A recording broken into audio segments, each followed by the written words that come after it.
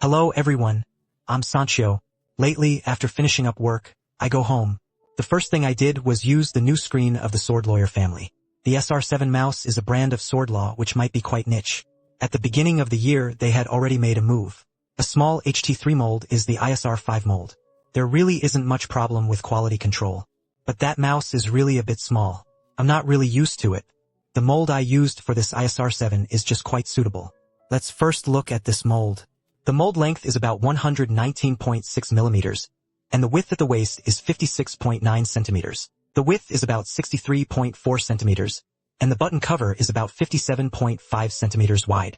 The button height is only about 14 millimeters. Back height is 38 millimeters. Actually, this mold is a typical type of XM-like mold. The highest point of this mouse is actually in the last three of the entire mouse. The front part of the line is quite sharp. After reaching the peak, the drop is very rapid. This back design allows your palms to fit together when pressed together. The palm area is truly plump. I have an 18.5-inch hand length. When it comes to fitting, the force in his palm is basically greater than the center point. Then the smaller and the last is the calculation. Because it's basically pressing your palm against it. Your palm will feel a bit upright. Also, there was no outward protrusion on either side of his back. Instead, it feels a bit withdrawn. On your ring finger, when the pinky is bent and positioned, the force on this part is relatively weak. It's hard to fully support this part on the back of the mouse. But for this part, your ring finger and pinky finger should be placed differently. The force is completely different. Just a little bit of your predecessor. Your palm will drop a little lower.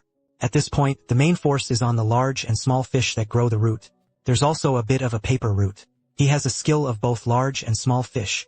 It feels like holding a mouse between them. The palm will be left empty. But the paper and the perch are a bit uncomfortable to push. Both of these grip methods offer the same grip comfort as the ISR7. I think it's pretty standard, not bad. But I don't think it's the most suitable grip for this mouse. I think inward would be more suitable. When you inwardly suck, the entire palm is upright.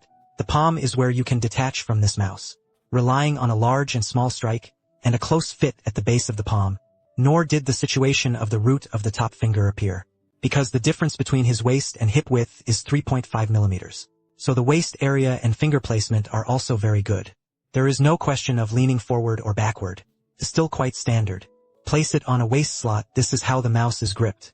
His sense of lock is still very good. This is also my top recommendation, using this SR7 grip posture.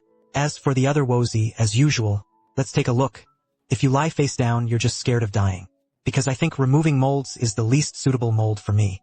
The rear grip and paper grip are still quite versatile features. Because the button cover tuning for this mouse uses a new technology. Basically, it's guaranteed. The pressing pressure on the entire button cover is almost the same.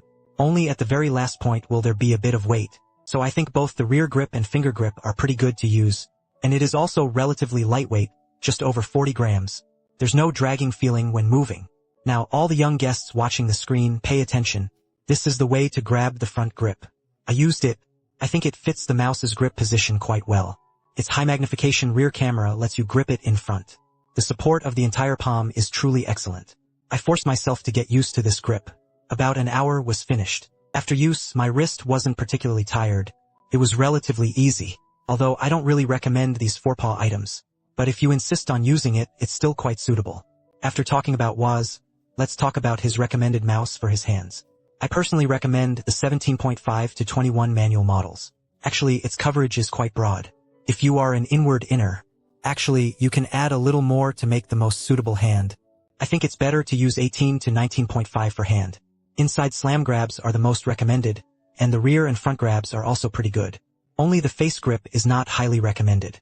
Of course, if you don't like that feeling of pressing your palm against your hand, then this mouse can also be passed. No need to think about it. Now let's take a look at this mouse. One of his craftsmanships, and one of his disassembly. This time, RSR7 will launch in two versions. One is the 3395 mist through yellow. The other is a version of 3950 carbon fiber. This black one actually feels a bit like a misty translucency. He also added some textured carved decorations on the surface. There is also a slight carbon fiber texture, which has been communicated with the official Sword Donkey brand. Their mouse has a relatively high carbon cooling ratio, can achieve 50%. Of course, I can't test or certify this pen in person. All I can say is the texture is indeed quite different when you touch it. The shell is quite tough in terms of strength. As for quality control, 95% of the time is fine. As for why it's not 100%. Because my rolling dragon is a bit off-key. Later, when we disassembled it, let's also restore it a bit. The surface you have on hand probably hasn't been coated yet. Feels like carbon fiber to the touch and it's fairly light. But when I use it, it feels a bit slippery. The textured designs on the button covers actually make up for that point. The surface texture is designed with anti-slip patterns. The button cover doesn't lock properly. There was still a bit of room for movement. Jianqing's training is pretty good, still very smooth. The dial has strong sense of scale and damping, and the tactile feel is quite good.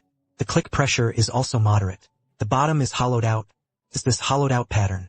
I always feel like I've seen 4 alien foot stickers somewhere. Foot sticks. It's actually quite thick. Next up is a breakdown. Open the 4 shaped foot stickers to see the screws inside.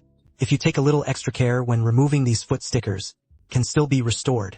No need to replace the foot pads. Then you can see the screws. There are quite a few screws. Alright, there are 6 screws in total. Now let's look at the internal battery.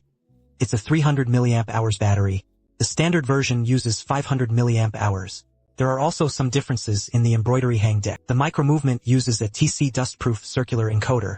I also use TC equipment. The micro switches and encoder are all part of the TC full set. For the 2 greatswords, it's 3950 plus a custom art. But it looks a bit like a little crab, probably because other aspects have been customized. Things like power consumption should all be improved. As for the baseboard, you can see it's pretty much the same. The baseplate is actually. The relatively early part is the wheel, which works. You can clearly see there are still a few small off-the-clock spots now. I want you to see if you can break it apart. It seems that when the roller mold is opened, on the pillar over there, maybe, even a slight tilt can cause installation too. It's not that straight, but it affects the effect so you don't need to swing it too much. Quality control for bulk goods should be improved. As for the micro switch, you can see it's also a 3-pin angle micro switch on the side room. It uses a Kaihua yellow dot, with 2 stitches at the corner between the sides. I really don't think I've seen this side room much before. I remember it was always those white spots, mostly between the sides. This lustful sword was the first time I'd seen it. Since I took it apart, I feel its hand feel is quite crisp. Not bad, the sensor keys on the small board are all very streamlined. The only downside is that this flex cable is a bit tricky to remove. The bottom part is basically locked, so you need to remove it. You can only remove it from the top, but I have unscrewed all the screws. I haven't detached it before. I just screw it on directly. His lightweight design is indeed very concentrated. Alright, the bottom is hollowed out to prevent the entire mold from being hollowed out. I'm quite satisfied with the internal design. It's already very minimalist. Everything that should be there has an internal structure.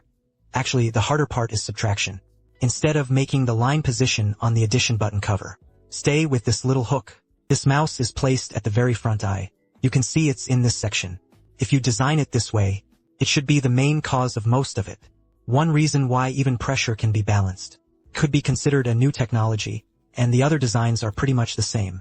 The fog head casing really does look pretty cool. That's about it for taking it apart. Overall, the ISR7 is a composite carbon fiber mouse with a non-hollow body. This time, the quality control was pretty good. XM mold positioning is also quite accurate, because recently it seems there really hasn't been one. What kind of new mold removal product has a shooting rate? They are quite adept at seizing this market gap. In my experience, the ISR7 can reach an 8 out of 100. Overall, the level of completion is quite high. Recommended hand length and hand shape before the module. Also, as I said, just post a simple picture.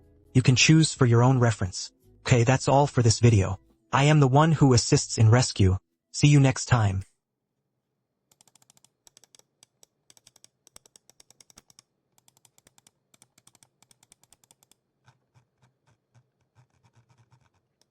Thank you for watching.